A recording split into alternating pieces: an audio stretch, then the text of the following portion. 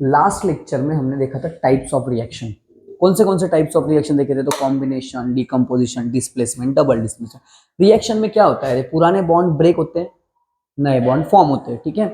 तो अभी बात करनी है कि सर रिएक्शन का स्पीड, रेट ऑफ रिएक्शन के बारे में बात करेंगे, ठीक है। क्योंकि क्या होता है ना, देखो हर एक रिएक्शन का स्पीड अलग है।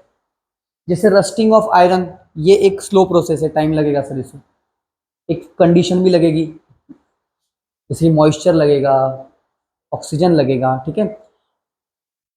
मिल्क टर्न टू कर्ड, ये जो रिएक्शन है milk turn to curd, milk से जो दही बनता है, ठीक है, दही जमता है, ये भी एक टाइप का केमिकल रिएक्शन है। तो ये जो प्रोसेस है ना, मिल्क से बना दिया हमने कर्ड, ठीक है। ये प्रोसेस जो है इसका भी एक डिफरेंट टाइम है, इसका भी एक डिफरेंट टाइम होता है, स्पीड होता है। जैसे कि अगर समर की बात करें, समर में, समर सीजन में ये प्रोसेस फास्ट होगा, विंटर में ये प्रोसेस, विंटर में ये प्रोसेस हो जाएगा थोड़ा स्लो। केमिकल रिएक्शन ही हो रहा है ना, केमिकल चेंज ही है ये।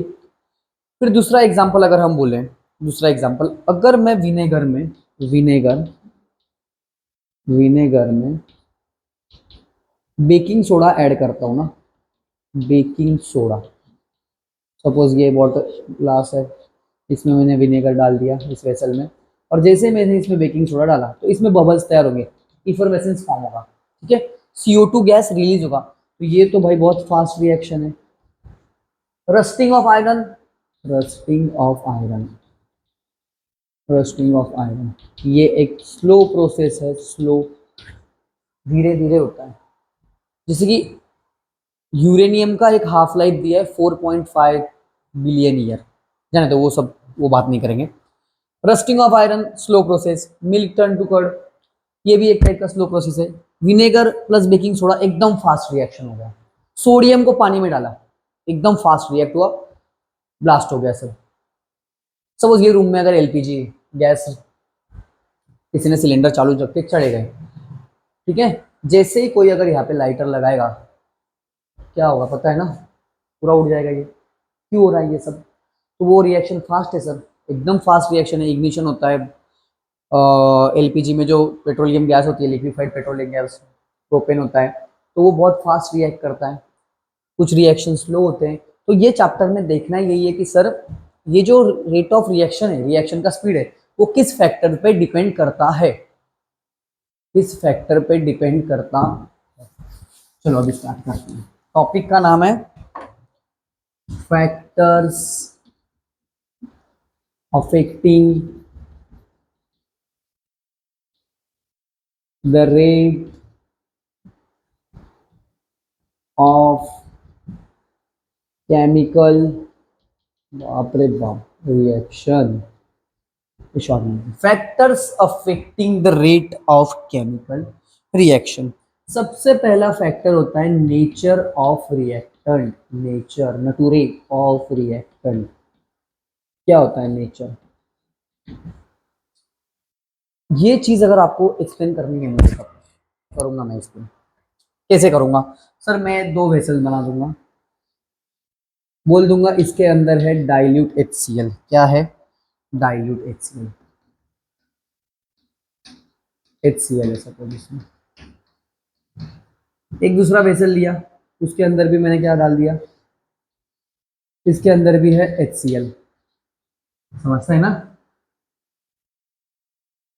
इसका नाम है A और इसका नाम है C, मुझे नहीं देना है B, C नाम है। तो जैसे ही मैंने इसमें एल्यूमिनियम ऐड किया, what is aluminium? Aluminium is a metal, atomic number 13, group period क्या होगा बताओ कमेंट में। ये है एल्यूमिनियम, और इसमें डाल दिया भाई मैंने zinc, this is zinc and this is aluminium. तो जैसे रिएक्शन स्टार्ट हुआ ना, जैसे मैंने दो वेसल है, एक में पकड़ा एल्यूमिनियम, एक में पकड़ा जिंक, और रिलीज कर दिया। जैसे ही मैंने रिलीज किया, रिएक्शन एकदम फास्ट हुआ। किसमें? एल्यूमिनियम में। एल्यूमिनियम में रिएक्शन, अभी सर आप बोलोगे सर आपको कैसे पता रिएक्शन फास्ट हुआ? तो हुआ क्या ना, रिएक्शन में सर यहाँ से बबल्स आ रहे हैं, यहाँ से बहुत ज्यादा बबल्स आ रहे हैं, यहाँ से कम आ रहे, इट मीन्स एल्यूमिनियम बहुत ज्यादा रिएक्ट कर रहा है, किससे, HCl से। एल्यूमिनियम ने HCl से रिएक्ट करके बनाया AlCl3 प्लस H2। इसको बैलेंस कैसे करेंगे ये आप अभी मेरे को कमेंट में बताओ, ठीक है। जिंक ने भी किया, जिंक ने Zn plus HCl, ZnCl2 plus H2। तो अभी देखो इसमें क्या है, इसमें ना एल्यूमिनियम वाला रिएक्शन फास्ट है, जिंक वाला रिएक्शन स्लो है। तो इसमें गलती किसकी है सर, गलती किसी की नहीं है, टॉपिक ये है कि nature of reactant. Aluminium is more reactive than zinc, इसमें क्या लिखेंगे अपन, aluminium is more reactive than zinc. Therefore aluminium, the rate of reaction of aluminium with dilute hydrochloric acid, rate of reaction of aluminium with HCl is higher, ज़्यादा है sir, than zinc, किसके साथ, with HCl। The rate of reaction of aluminium with HCl is higher than zinc with HCl, या फिर zinc तक ही बोलो तो भी चलेगा, ठीक है।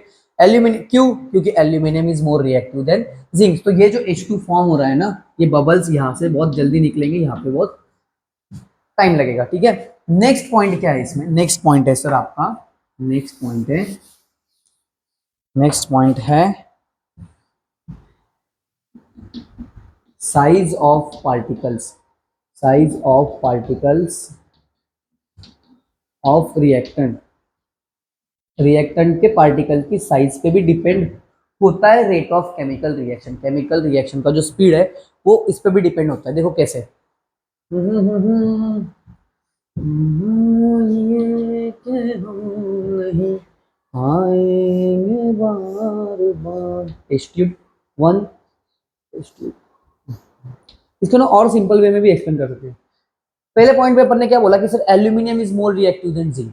तो मैं अगर बोल दूं कि मेरे पास दो डब्बे है, दो वेसल है, दोनों में मैंने HCl ही रखा, एक में एल्यूमिनियम का पाउडर डाला और एक में एल्यूमिनियम का पत्थर डाल दिया, दगड़, मतलब दगड़ नहीं बोलेंगे उसको, ठीक है, पीस डाल दिया, पीसेस ऑफ एल्यूमिनियम, और एक में पाउडर डाला। तो आप देखना पाउडर जो होगा ना वो जल्दी रिएक्ट करेगा, पाउडर क्या करेगा, जल्दी रिएक्ट करेगा, लेकिन जो पीसेस है वो उतने फास्ट रिएक्ट नहीं करेंगे, ठीक है।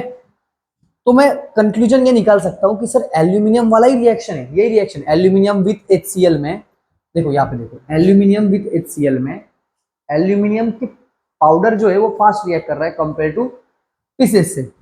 इसको दूसरे तरीके से एक्सप्लेन करते हैं। देखो इसमें रखा है,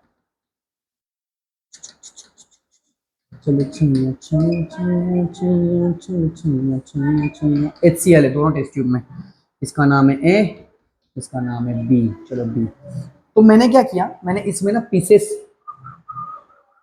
कसले pieces, calcium carbonate. Calcium carbonate का नाम क्या होता है, प्यार से अपन बोलते हैं उसको लाइमस्टोन, CaCO3, कैल्शियम कार्बोनेट ए ना, ये कैल्शियम कार्बोनेट के पीसेस डाल दिए मैंने इसके अंदर, ये कैल्शियम कार्बोनेट मैंने ऐड कर दिया और इसमें कैल्शियम कार्बोनेट का पाउडर ऐड किया। ये कैल्शियम कार्बोनेट है, ये कैल्शियम कार्बोनेट का पाउडर है। तो बी वाले में ना, बी वाले टेस्ट ट्यूब में रिएक्शन बहुत फास्ट हो रहा है। अगर आप बोलोगे सर आपको कैसे पता, देखो कैल्शियम कार्बोनेट जब HCl के साथ रिएक्ट करता है तो ये बनाता है CaCl2 चलो प्लस CO2 प्लस H2O। तो ये CO2 गैस इसमें से क्या होता है, रिलीज होता है, ठीक है। तो CO2 गैस मैंने देखा यार, यहाँ पे पाउडर जो डाला है मैंने, इस पे क्यों रीजन भी है, शाहबाद टाइल वाला, शाहबाद टाइल मतलब यही होता है कैल्शियम कार्बोनेट। तो बी में ना सर रिएक्शन बहुत फास्ट है, बहुत फटाफट फटाफट CO2 गैस बाहर आ रही है। रीजन क्या है, साइज ऑफ पार्टिकल। तो कंक्लूजन क्या निकालेंगे कि sir size of particles of the reactant जितना छोटा रहेगा, जितना छोटा रहेगा, ठीक है। तो smaller the size of the reactant, हाँ ऐसा लिखा है यहाँ पे, size of the particle of the reactant जितना कम रहेगा उतना रेट ऑफ रिएक्शन फास्ट होगा। या फिर ऐसा लिखो Smaller the size of particles of reactant, higher is the rate. Higher is the rate of reaction. समझा? समझ लो, समझ लो। बाप रे दाम। ठीक है। थर्ड पॉइंट इसमें आता है सर, अपन थर्ड पॉइंट एक्सप्लेन करेंगे। अपन बोलेंगे सर टेम्परेचर। टेम्परेचर से पहले अपन बोलते हैं कॉन्सेंट्रेशन। देखो कॉन्सेंट्रेशन मतलब क्या, एसिड में अपन बोलते हैं कि भाई एक कॉन्सेंट्रेटेड एसिड होता है, एक होता है डाइल्यूट एसिड। डाइल्यूट एसिड मतलब क्या, जिसको पानी में ऐड किया है उसकी पावर कम है। तो कॉन्सेंट्रेटेड एसिड जो होते हैं ना, concentrated acid react faster than dilute acid. Concentrated acid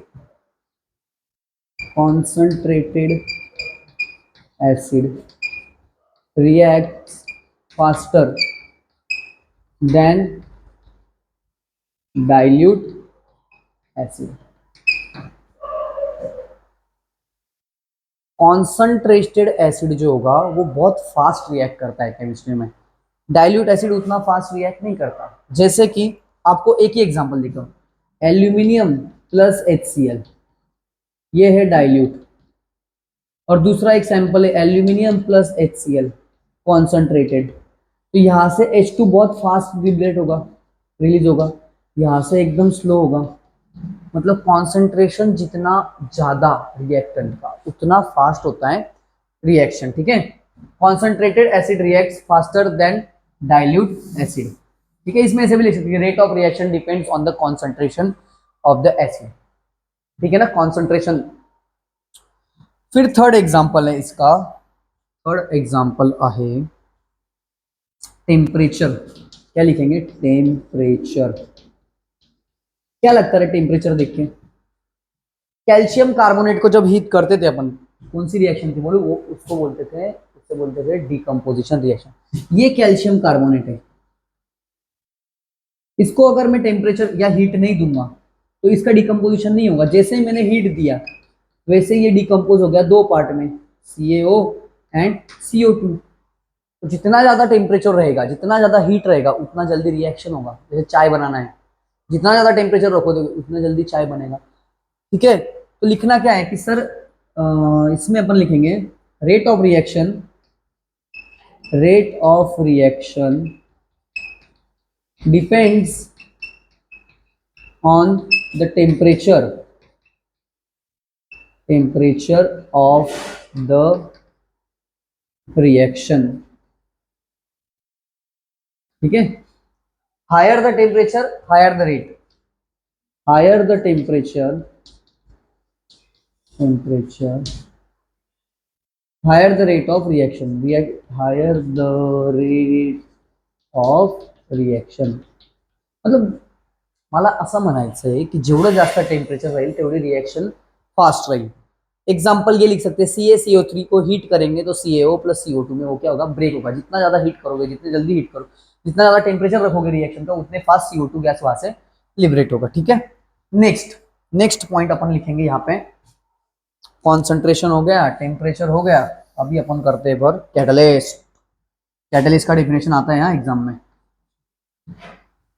आशा ये कि हम नहीं आएंगे बार बार। What is catalyst?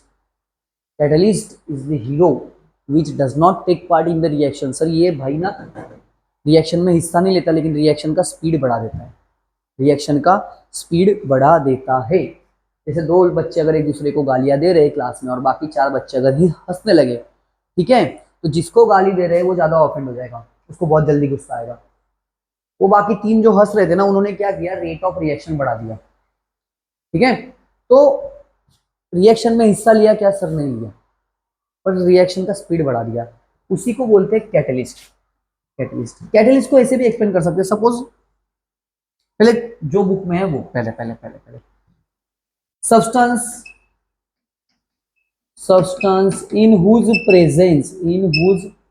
presence rate of chemical reaction increase हो जाता है without causing any chemical change. शाबाश। Catalyst, the substance in whose presence the rate of chemical reaction increases without causing any chemical change। Learn करना है ये, इसी को बोलते हैं सर कैटलिस्ट। या फिर ऐसा बोलो कि sir substance which does not take part in the reaction but gives speed to the reaction, जैसे कि पोटेशियम क्लोरेट। कहाँ पे लिखो एग्जांपल, ये आएगा क्या? यहाँ पे लिखता हूँ पोटेशियम क्लोरेट KClO3 KClO3 एक चावे और यूसी चोले KClO3। इसका डिकम्पोजिशन करना था, आपने ट्राई कर लिया सर, टेम्परेचर बढ़ा दिया, साइज ऑफ पार्टिकल रिड्यूस कर दिया, जो जो मैंने लिखा वो सब आपने ट्राई किया, पर रिएक्शन को बहुत टाइम लग रहा है। तो मैंने बोला यार इसका डिकम्पोजिशन करना है ना, तो क्या करो, इसको हीट करो। आपने बोला सर हीट तो हम भी कर रहे हैं पर हो नहीं रहा है कुछ पॉसिबल। मैंने बोला यार एक काम करो, इसमें ना मैग्नीज ऑक्साइड या मैग्नीज डाइऑक्साइड ऐड करते हैं। Manganese dioxide MnO2। रिएक्शन, जो रिएक्शन को 10 मिनट लग रहे थे वो रिएक्शन 2 मिनट में हो गया। सपोज 2 मिनट में हो गया। किसके प्रेजेंस में हुआ? इसके प्रेजेंस में। अपन ने इसको 10 ग्राम यूज किया था, रिएक्शन होने के बाद ये भी वापस 10 ग्राम मिल गया। मतलब मैग्नीज डाइऑक्साइड रिएक्शन में यूज हुआ ही नहीं, does not take part in reaction without causing any chemical change. वो रिएक्शन में हिस्सा लिया नहीं, लेकिन रिएक्शन का स्पीड बढ़ा दिया, तो उसी को बोलते हैं अपन catalyst. What is catalyst? The substance in which presence the rate of chemical reaction increases without causing any chemical change. समझा? ऐसा समझ लो ये टेक्निक है। डोंगर है, आपको यहां से जाना है, आप यहां से जा रहे हैं, ऐसे रिएक्शन मतलब यहां से यहां जाने में बहुत टाइम लगेगा। अगर मैं बोलूँ यहां से डायरेक्ट एक टनल है जो आपको यहां से यहां पास कर देगा, तो भी सोच के बताओ किधर से टाइम लगेगा, कहाँ से? ऐसे जाने में तो बहुत टाइम लगेगा, टनल से आप जल्दी निकल जाओगे, 2 मिनट 10 मिनट लगेगा। सपोज यहाँ से 10 मिनट लग रहा है, यहाँ से लग रहा है 2 आवर। तो ये जो टनल है ना, यही कैटलिस्ट है, ये रिएक्शन का स्पीड बढ़ा देता है। एनर्जी का गेम होता है, वो आगे पढ़ेंगे, देखेंगे बाद में उसमें, ठीक है? समझा? तो याद रखना 5 factors that affect the rate of chemical reaction. सबसे पहले होता है सर नेचर ऑफ रिएक्टेंट, फिर size of particles of the reactant, फिर थर्ड टेम्परेचर, फिर फोर्थ कॉन्सेंट्रेशन। जितना ज्यादा कॉन्सेंट्रेशन उतना फास्ट रिएक्शन, जितना ज्यादा टेम्परेचर उतना fast reaction. Nature of reactant depend करेगा वो कैटलिस्ट। कैटलिस्ट मतलब क्या? The substance in which present the rate of chemical reaction increases without causing any chemical change. That's all your honour. इसके बाद अपने को देखना है ऑक्सीडेशन एंड रिडक्शन। ठीक है, थैंक यू।